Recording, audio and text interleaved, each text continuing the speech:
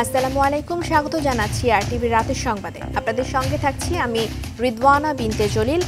নির্বাচনের বিকল্প হিসেবে কেন সংস্কারকে দেখানো হচ্ছে এমন প্রশ্ন তুলেছেন বিএনপি সিনিয়র যুগ্ম মহাসচিব রুহুল কবির রিজভী।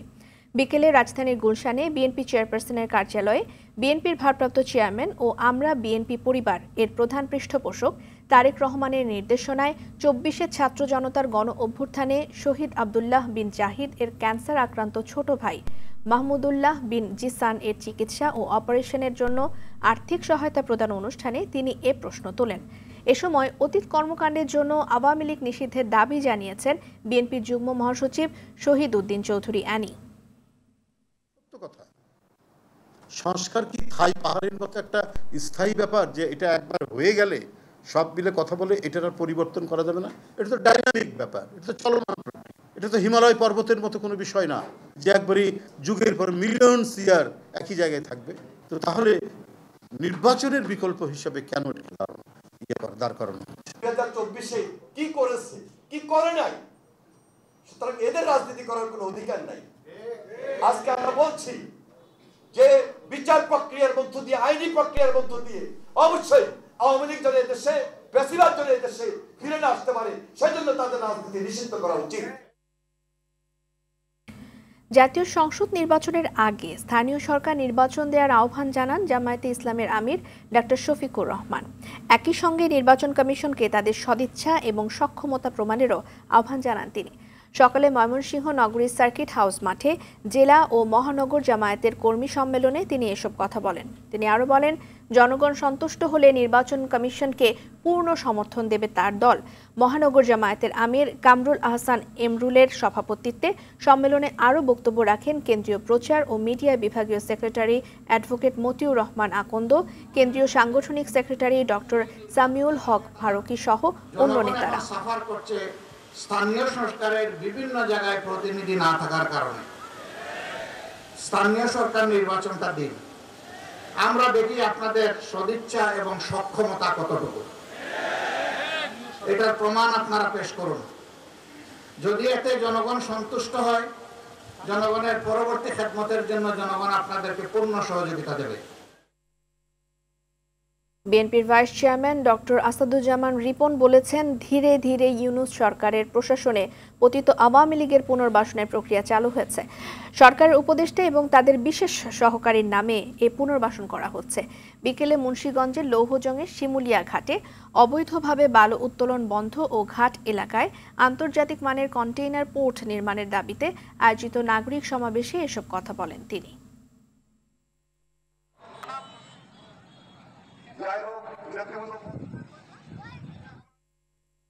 আওয়ামী লীগ নিষিদ্ধের ব্যাপারে সরকারের বক্তব্য পরিষ্কার না করলে সরকারের বিরুদ্ধে আন্দোলনে যাওয়ার হুঁশিয়ারি দিয়েছেন গণ অধিকার পরিষদের সভাপতি নুরুল হক নূর। বিকেলে রাজধানীর মোহাম্মদপুরে জুলাই গণহত্যাকারী ও আওয়ামী লীগ নিষিদ্ধের দাবিতে গণসমাবেশে এসব কথা বলেন তিনি।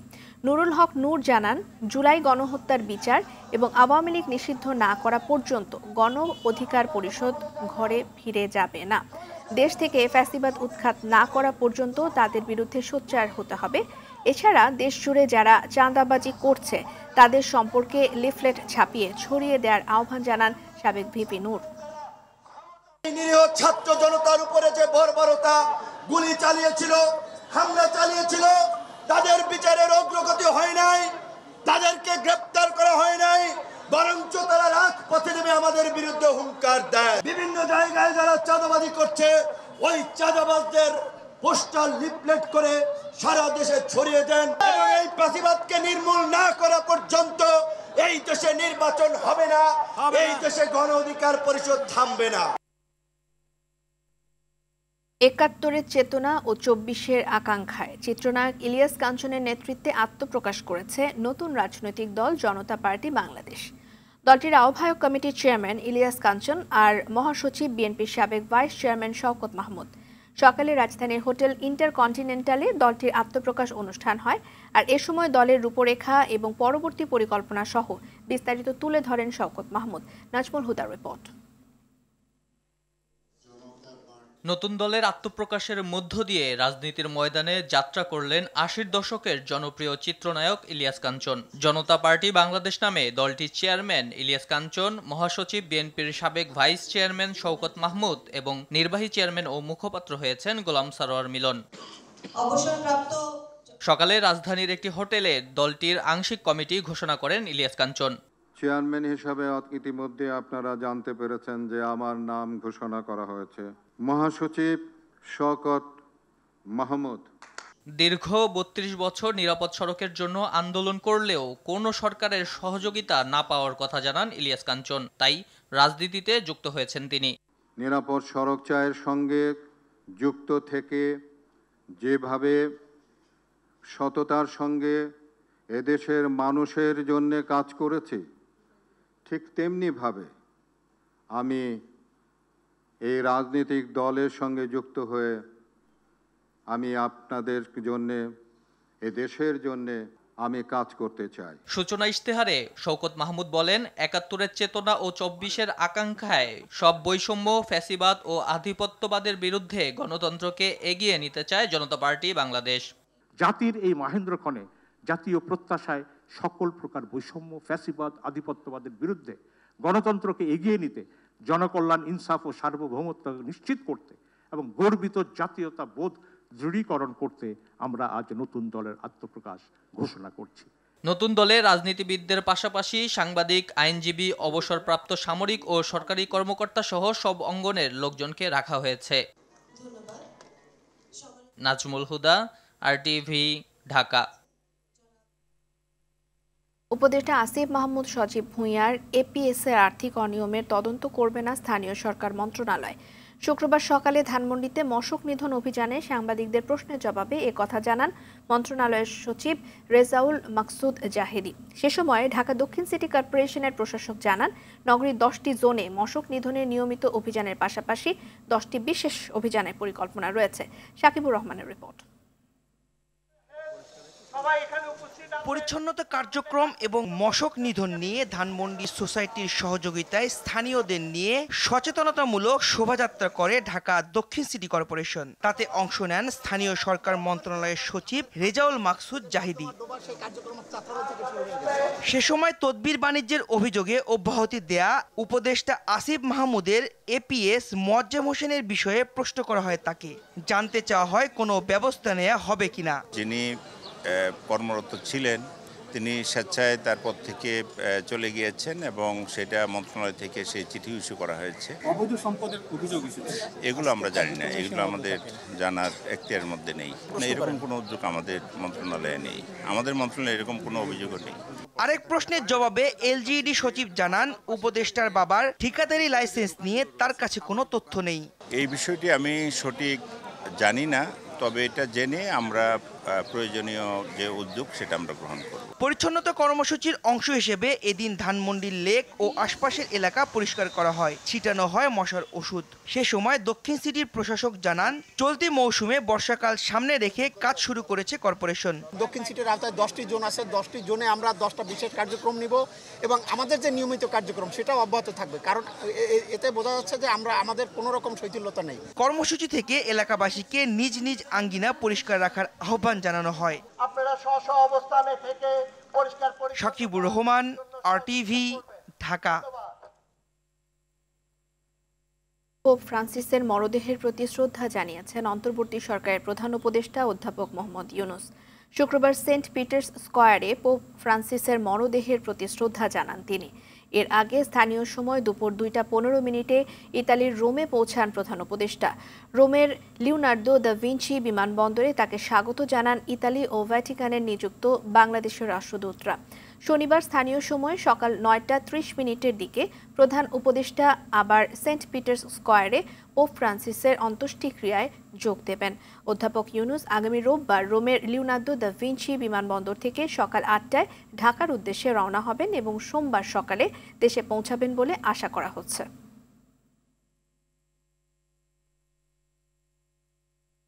বাজারে নতুন চাল আসতে শুরু করলেও কমেনি দাম। আগের দামেই বিক্রি হচ্ছে চিকন মোটা সব ধরনের চাল। সেই সঙ্গে বেড়েছে পেঁয়াজের দাম, যদিও আগের অবস্থানেই আছে মাছ এবং মাংস। বিক্রেতারা বলছেন কর্পোরেট কোম্পানিগুলোর মজুতদারির কারণেই এখনও দাম কমছে না চালের। নিত্যপণ্যের মূল্য বৃদ্ধিতে অস্বস্তিতে সাধারণ মানুষ। বাজার ঘুরে বিস্তারিত জানাচ্ছেন কায়েস রাহাত। বাজারে আসতে শুরু করেছে নতুন চাল, কিন্তু এখনো কমেনি বাঙালির প্রধান এ খাদ্যের দাম। বিক্রেতারা বলছেন কর্পোরেট কোম্পানির অতি মজুদের কারণেই কমছে না বাজার মূল্য। দাম তো কমতেছে না, দাম তো ওই আগের পুরান যেই দাম বিক্রি করতে আছে নতুন চালে এই দাম। আটাই চালে এখন 57 টাকা 58 টাকা, এখন তো 50-52 টাকা হওয়ার কথা, কিন্তু তারপরেও তো ওই যে কর্পোরেট কোম্পানিগুলো মাল তো আগে কিনা ফেলায়। এদিকে কিছুটা বেড়েছে পেঁয়াজের দাম, অন্যদিকে শীতকালীন সবজি বিদায় নিচ্ছে বাজার থেকে, উঠতে শুরু করেছে গ্রীষ্মকালীন সবজি। তবে দাম তুলনামূলকভাবে বেড়েছে কিছুটা। মাছ মাংস আছে আগের অবস্থানেই। সবজির দাম আছে মোটামুটি, নতুন নতুন নামতেছে, তাতে দাম একটু বেশি দেয় মনে হইতেছে। পেঁয়াজ এখন বর্তমানে 55-50 টাকা এরকম দাম বাড়ছে, 5 টাকা বাড়ছে। পাইকারি দর 47, 48, 50 আর খুচরা 55 আছে, 60 আছে দোকানদাররা। নিত্যপণ্যের এই মূল্য বৃদ্ধিতে অস্বস্তিতে সাধারণ মানুষ। বলছেন সরকারের উচিত নিয়মিত বাজার নজরদারিতে রাখা। এখন আসলে আমরা তো জনগণ, আমাদের কিছু নাই, বাড়লো আমাদের খেতে হবে। সরকারগুলো আসলে এই জিনিসগুলো কেন বাড়লো, কি কারণে বাড়লো, এই জিনিসগুলো সরকার একটু পরীক্ষা করা দরকার। চাউলের দামটা আসলে সাধারণ মানুষের জন্য এটা একটু ক্রিটিক্যাল অবস্থা। এখন মানে এটা বাজার মনিটরিং করার জন্য একটু নিয়ন্ত্রণের ভিতর থাকলে পরে আমার মনে হয় সবচেয়ে কি ভালো হয়। কায়েস রাহাত, RTV, ঢাকা। আন্তর্জাতিক প্রসঙ্গ। চরম উত্তেজনা বিরাজ করছে পাকিস্তান ও ভারতের মধ্যে।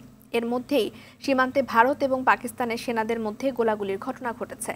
ভারত সিন্ধু নদের পানি চুক্তি স্থগিত করায় পাকিস্তান তার পানির ন্যায্য হিস্সা নিশ্চিত করতে পারমাণবিক অস্ত্র ব্যবহার করতে পারে বলে ধারণা বিশ্লেষকদের। এদিকে নয়াদিল্লি এবং ইসলামাবাদের মুখোমুখি অবস্থানে উদ্বেগ জানিয়েছে জাতিসংঘ। বিস্তারিত রাকিব হাসানের রিপোর্টে। কাশ্মীরে পর্যটক হত্যার ঘটনায় চরম উত্তেজনা বিরাজ করছে পরমাণু শক্তিধর দুই প্রতিবেশী দেশ পাকিস্তান ও ভারতের মধ্যে। বৃহস্পতিবার রাতে জম্মু কাশ্মীরের লাইন অফ কন্ট্রোলে দুই পক্ষের মধ্যে পাল্টাপাল্টি গোলাগুলিও হয়। ভারতের পক্ষ থেকে বলা হচ্ছে লাইন অফ কন্ট্রোল জুড়ে বেশ কয়েকটি ভারতীয় চেকপোস্টে গুলি চালায় পাকিস্তানি সেনাবাহিনী। জবাবে ভারতীয় সেনারাও পাল্টা গুলি চালায়। তবে পাকিস্তানের দাবি ভারতীয় বাহিনী আগে গুলি ছুড়েছে, তবে এই গুলিতে কোনো হতাহতের ঘটনা ঘটেনি। এদিকে কাশ্মীরের পেহেলগ্রামে বন্দুকধারীদের হামলার পর প্রথমে ভারত, তারপরে পাকিস্তান একে অপরের বিরুদ্ধে এক গুচ্ছ করা ব্যবস্থার ঘোষণা দিয়েছে। এসব পদক্ষেপের মধ্যে ওয়াঘা আটারি সমন্বিত সীমান্ত চৌকির বন্ধের ঘোষণার পাশাপাশি প্রতিপক্ষ দেশের সামরিক কর্মকর্তাদের বহিষ্কারের ঘোষণাও দিয়েছে দুই দেশ। ভারত সিন্ধু নদের পানি চুক্তি স্থগিত করেছে। জবাবে পাকিস্তান আবার ভারতের সঙ্গে সব দ্বিপাক্ষিক চুক্তি স্থগিত করেছে। বিশ্লেষকরা বলছেন পাকিস্তান তার পানির ন্যায্য হিসাব নিশ্চিত করতে পারমাণবিক অস্ত্র ব্যবহার করতে পারে। এদিকে যুদ্ধংদেহী অবস্থানে থাকা দুই দেশকেই সর্বোচ্চ সংযত প্রদর্শনের আহ্বান জানিয়েছে জাতিসংঘ। রাকিব হাসান, RTV। নারী বিষয়ক সংস্কার কমিশনের প্রস্তাবনাকে ধর্মবিদ্বেষী এবং ইসলাম বিরোধী আখ্যা দিয়ে বাতিলের দাবি জানিয়েছে বাংলাদেশ খেলাফত মজলিস। বাদজুমা বাইতুল মোকাররম মসজিদের উত্তর গেইটে বিক্ষোভ মিছিল পূর্ববর্তী সমাবেশে দলটি এ দাবি জানায়। একই সঙ্গে ভারতে মুসলিম নির্যাতনেরও প্রতিবাদ করে দলটি। এ সময় উপস্থিত ছিলেন দলটির মহাসচিব ডক্টর আহমদ আব্দুল কাদের, নায়েবে আমির মাওলানা আহমদ আলী কাশেমি, যুগ্ম মহাসচিব অ্যাডভোকেট জাহাঙ্গীর হোসাইন ও সাংগঠনিক সম্পাদক অ্যাডভোকেট মিজানুর রহমান প্রমুখ।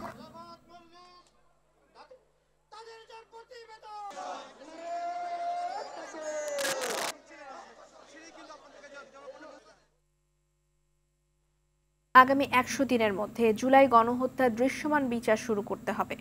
আওয়ামী লীগকে নির্বাহী আদেশে সাংবিধানিকভাবে নিষিদ্ধ ঘোষণা করে বিচারের আওতায় আনতে হবে বলে মন্তব্য করেছেন এবি পার্টির সাধারণ সম্পাদক অ্যাডভোকেট আসাদুজ্জামান ফুয়াদ। আরও বলেন, পিলখানা হত্যাকাণ্ড নিয়ে গঠিত কমিশনের পূর্ণাঙ্গ প্রতিবেদন প্রকাশ করতে হবে। এ সময় ইনকিলাব মঞ্চের মুখপাত্র শরীফ ওসমান হাদি বলেন, আগামী 100 দিন দেশের 64 জেলায় গণসংযোগ চালানো হবে। দাবি পূরণ না হলে আগামী 36 জুলাই মার্চ ফর বাংলাদেশ কর্মসূচি ঘোষণা করে শাহবাগ থেকে সচিবালয় ঘেরাও করা হবে। আওয়ামী লীগ নামক কোন এন্টিটির রাজনৈতিক দল আকারে কোন সুবিধা পাবার কোন সুযোগ 24-এর গণঅভ্যুত্থানের পরে স্বাধীন বাংলাদেশে আর থাকতে পারে না। দশ শহীদের রক্ত দিয়ে দেয়ালে দেয়ালে আওয়ামী লীগের ভবিষ্যৎ লেখা হয়ে গেছে। ওই ভবিষ্যৎ কোন কালো কালি দিয়ে মুছে দিয়ে আবার নতুন করে লেখবার প্রয়োজন হবে না। গুমের শিকার ব্যক্তি, ক্ষতিগ্রস্ত পরিবার এবং জুলাই যোদ্ধাদের মানসিক স্বাস্থ্য উন্নয়নে এক কর্মশালার আয়োজন করেছে committee for alternative development foundation. কর্মশালায় উপস্থিত ছিলেন সরকারি প্রতিনিধি, কূটনৈতিক, রাজনৈতিক দল, নাগরিক সমাজ, জুলাই যোদ্ধা এবং ছাত্র প্রতিনিধি সহ বিভিন্ন শ্রেণী, দেশি বিদেশি অতিথি। অনুষ্ঠানে জুলাই আন্দোলনে আহত ও আয়না ঘরে থাকা বন্দীদের অভিজ্ঞতা শেয়ার করেন ভুক্তভোগীরা। কর্মশালায় গুমের শিকার ব্যক্তিবর্গ 5 অগাস্টের ছাত্র জনতার অভ্যুত্থানের প্রতি কৃতজ্ঞতা প্রকাশ করেন। ঝিনাইদহের Johan dream valley park and রিসোর্টে লিনেক্স মোবাইলের রিটেইলার মিট 2025 অনুষ্ঠিত হয়েছে। জমকালো এই অনুষ্ঠানে সভাপতিত্ব করেন যশোরের নুহাতারা মোবাইল হাউসের ব্যবস্থাপনা পরিচালক আদনান রহমান ডলার। অনুষ্ঠানে প্রধান অতিথি ছিলেন লিনেক্স ইলেকট্রনিক্স বাংলাদেশ লিমিটেডের চ্যানেল ম্যানেজার মোহাম্মদ আব্দুর রহিম এবং মোহাম্মদ রঞ্জু মিয়া। দিনব্যাপী অনুষ্ঠান কর্মশালায় যশোরের লিনেক্স, বেঙ্গল ও মার্লেক্স কোম্পানির রিটেইলাররা অংশগ্রহণ করেন।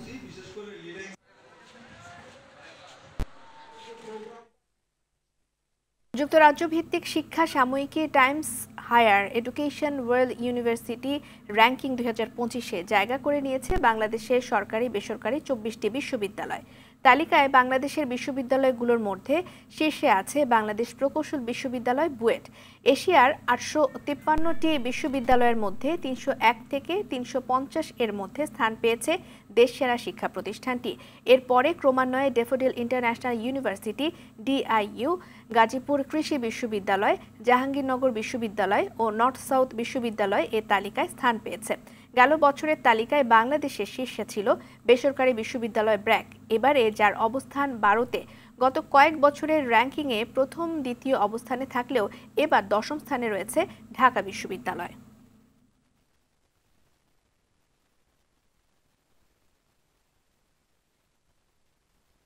স্বামী স্ত্রীর পারস্পরিক শ্রদ্ধাবোধ সুস্থ মননের সন্তান গড়ে তুলতে সরাসরি ভূমিকা রাখে। তাই সন্তানের সাথে মা বাবার ভালোবাসার সম্পর্ক তৈরি করতে হবে বলে মত প্রকাশ করেছেন যুক্তরাজ্য প্রবাসী প্যারেন্টিং এক্সপার্ট ডক্টর মোহাম্মদ বারী ও জিয়াউল হক। বিকেলে রাজধানীর আগারগাঁওয়ে পর্যটন ভবনে আকিজ বেকার্স লিমিটেডের পৃষ্ঠপোষকতায় কমিটি ফর অল্টারনেটিভ ডেভেলপমেন্ট ফাউন্ডেশনের উদ্যোগে আয়োজিত প্যারেন্টিং কর্মশালায় বক্তারা এসব কথা বলেন। এ সময় তারা আদর্শ সন্তান প্রতিপালন এবং পরিবার গঠনে বিভিন্ন সুপারিশও তুলে ধরেন। কর্মশালায় প্যারেন্টিং এক্সপার্ট ছাড়াও সরকারি প্রতিনিধি, রাজনৈতিক দল, কূটনৈতিক, নাগরিক সমাজ সহ তরুণ প্রজন্মের প্রতিনিধিরা উপস্থিত ছিলেন। সুস্থতার জন্য বাইরের পরিবেশ যেমন গুরুত্বপূর্ণ, তেমনি ঘরের ভেতরেও নির্মল পরিবেশ জরুরি। তাই ঘরের বায়ু দূষণ কমিয়ে আনতে বাস্তব ভূমিকা রাখবে বার্জার ইকো কোট। সেই সাথে এই রং স্বাস্থ্যকর জীবনমান নিশ্চিতেও কাজ করবে বলে জানিয়েছেন বার্জারের মুখ্য গবেষণা ও উন্নয়ন কর্মকর্তা ASM ওবায়দুল্লাহ মাহমুদ। বিকেলে রাজধানীর আগারগাঁওয়ে IAB সেন্টারে বার্জার পেইন্টস অ্যান্ড পরিবেশবিদ ইনস্টিটিউটের যৌথ উদ্যোগে বিশ্ব ধরিত্রী দিবসে আয়োজিত সেমিনারে এ কথা বলেন তিনি। এ সময় পরিবেশ সুরক্ষা ও জনস্বাস্থ্যের উন্নয়নে বার্জারের নিজস্ব কর্মপরিকল্পনা ও উদ্যোগের বিষয়ও তুলে ধরেন তিনি। সেমিনারে পরিবেশবিদ সহ শিক্ষার্থী ও সুশীল সমাজের প্রতিনিধিরা উপস্থিত ছিলেন। সম্প্রতি ইউক্রেনের রাজধানী কিয়েভে রুশ বিমান হামলার ঘটনায় নিন্দা জানিয়েছেন যুক্তরাষ্ট্রের প্রেসিডেন্ট ডোনাল্ড ট্রাম্প। বৃহস্পতিবার ট্রাম্প তার সামাজিক যোগাযোগ মাধ্যম ট্রুথ সোশ্যালে করা পোস্টে এই প্রতিক্রিয়া জানান। তিনি জানান, এই হামলার ঘটনায় তিনি খুশি হননি। তিনি রাশিয়ার প্রেসিডেন্ট ভ্লাদিমির পুতিনকে যুদ্ধ বন্ধ করে শান্তি চুক্তি করার আহ্বানও জানান। এর আগে গেল বুধবার কিয়েভে ড্রোন ও ক্ষেপণাস্ত্র হামলা চালায় রাশিয়া। এতে অন্তত 9 জন নিহত এবং 60 জনেরও বেশি আহত হয়েছেন বলে জানিয়েছেন ইউক্রেনের কর্মকর্তারা। দ্বিতীয় মেয়াদে ক্ষমতায় আসার পর থেকেই রাশিয়া ইউক্রেন যুদ্ধ বন্ধে দুই দেশের মধ্যে মধ্যস্থতা করছে মার্কিন প্রেসিডেন্ট ডোনাল্ড ট্রাম্প। অবরুদ্ধ গাজা উপত্যকায় ইসরায়েলি হামলায় একই পরিবারের 12 সদস্য সহ 60 ফিলিস্তিনি নিহত হয়েছেন। যুদ্ধবিরতি লঙ্ঘনের পর থেকে এ পর্যন্ত প্রায় 2000 ফিলিস্তিনিকে হত্যা করেছে ইসরায়েলি বাহিনী। এছাড়া অবরুদ্ধ পশ্চিম তীরের হেব্রন, লাবলুস এবং তুর কারেম সহ বেশ কয়েকটি শহরে হামলা অব্যাহত রেখেছে তারা। এদিকে ফিলিস্তিনের সঙ্গে আনুষ্ঠানিকভাবে কূটনৈতিক সম্পর্ক স্থাপন করেছে নরওয়ে। মারি অ্যান্তনেট সেরিনকে ফিলিস্তিনের রাষ্ট্রদূত হিসেবে ঘোষণা দেন দেশটির উপপররাষ্ট্রমন্ত্রী আন্দ্রেয়াস মৎসোফেল্দ। মোহামেডান অধিনায়ক তৌহিদ হৃদয়ের শাস্তি তৃতীয়বারের মতো বদল করল বিসিবি। এক ম্যাচ নিষেধাজ্ঞার অবশিষ্ট শাস্তি আগামী বছর ভোগ করবেন এই ব্যাটার। ফলে মোহামেডানের হয়ে সুপার লিগের বাকি ম্যাচগুলো খেলতে আর কোনো বাধা নেই হৃদয়ের। নজিরবিহীন এই সিদ্ধান্ত আসে শুক্রবার বিকেলে ক্রিকেটারদের নিয়ে বোর্ডের সভাপতি ফারুক আহমেদ এবং 2 পরিচালকের সাথে বৈঠক করেন তামিম ইকবাল। এরপরই নজিরবিহীন এই সিদ্ধান্ত দেয় বিসিবি। বৃহস্পতিবার রাতে টেকনিক্যাল কমিটি বৈঠক করে আম্পায়ার্স বিভাগ থেকে দেয়া হৃদয়ের শাস্তি কমানোর সিদ্ধান্ত বাতিল করে। তারা সিদ্ধান্ত নেন চলতি প্রিমিয়ার লিগের পরের ম্যাচেই নিষিদ্ধ থাকবেন হৃদয়। সে ম্যাচটি হবে শনিবার, কিন্তু ক্রিকেটারদের চাপে সে সিদ্ধান্ত থেকে সরে আসতে বাধ্য হয় বিসিবি। খেলানো হয়েছে কি হয় নাই এই কথাটা ইম্পর্টেন্ট ছিল। তাকে কি বিসিবি খেলতে অ্যালাউ করেছিল? ইফ বিসিবি অ্যালাউ, তার মানে he has serve his punishment. তো যে ছেলে একবার তার পানিশমেন্ট সার্ভ করে নেয়, 2টা ম্যাচ খেলার পর ওকে আপনি একই কেসের জন্য আবার কেমনে পানিশমেন্ট দিতে পারেন? সো এটা নিয়ে আমাদের ডিবেট হয়েছে। ওনাদেরকে আমরা সুন্দর করে এক্সপ্লেন করেছি যে আমরা কি ফিল করি। দেশের ক্রীড়াঙ্গনের অবকাঠামো এবং কৌশলগত উন্নয়নে কাতার ফাউন্ডেশনের সহায়তা চেয়েছে বাংলাদেশ। প্রধান উপদেষ্টার কাতার সফরসঙ্গী 4 নারী ক্রীড়াবিদ শুক্রবার এক সংবাদ সম্মেলনে এ তথ্য জানান। রাজধানীর ফরেন সার্ভিস একাডেমিতে হওয়া এই সংবাদ সম্মেলনে পুরো সফরে নিজেদের অভিজ্ঞতার কথা বর্ণনা করেন 4 ক্রীড়াবিদ। দেশের ফুটবলের উন্নয়ন এবং খেলোয়াড়দের ইনজুরি রিহ্যাবিলিটেশনের জন্য কাতার ফাউন্ডেশনের সহযোগিতা চেয়েছেন প্রধান উপদেষ্টার সফরসঙ্গী 2 নারী ফুটবলার আদিফা খন্দকার এবং শাহেদা আক্তার রিপা। এছাড়া কাতারে নারী ক্রিকেটের উন্নয়নে বাংলাদেশ পাশে থাকতে পারে বলে জানান সফরসঙ্গী 2 নারী ক্রিকেটার সুমাইয়া আক্তার এবং শারমিন সুলতানা।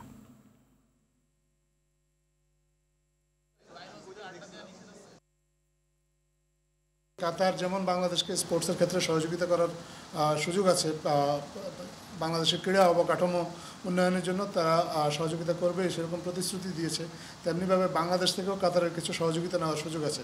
ক্রিকেট নিয়ে একটা ইন্টারেস্ট আছে, কিন্তু ইন্টারেস্ট থাকলেও ইনফ্রাস্ট্রাকচার না থাকার কারণে বা প্রয়োজনীয় কাঠামোটা না থাকার কারণে কাতার হয়তো ক্রিকেটে সেভাবে এগিয়ে আসতে চাচ্ছে না। কাতার আমাদেরকে যেমন ক্রীড়া অবকাঠামো উন্নয়নে সহযোগিতা করবে, তেমনি কাতারের খেলাধুলার বিকাশের ক্ষেত্রে ক্রিকেট বা অন্যান্য কিছু কিছু খেলা যদি বাংলাদেশের পক্ষ থেকেও সহযোগিতার সুযোগ থাকে, বাংলাদেশের সেই সহযোগিতাগুলোর কথা প্রতিশ্রুতি দিয়েছে।